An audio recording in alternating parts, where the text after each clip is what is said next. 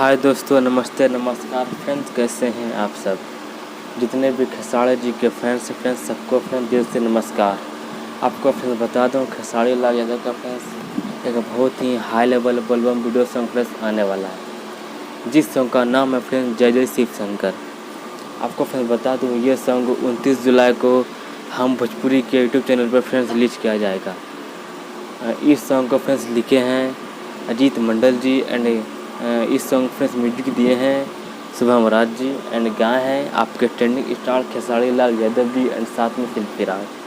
आपको फ्रेंड्स बता दूं, इस सॉन्ग फ्रेंड्स जो एक्ट्रेस है उसका नाम है फ्रेंड्स श्वेता मेहरा जी। आपने तो श्वेता मेहरा का कमाल देख लिया है परदेसिया सॉन्ग में। जितने भी खेसारी जी के फैंस हैं फ्रेंड्स, कृपया फ्रेंड्स इस वीडियो को लाइक कीजिए एंड जो भी नए हैं हमारे इस चैनल पर कृपया इसको सब्सक्राइब कीजिए एंड ढेर सारा सपोर्ट कीजिए।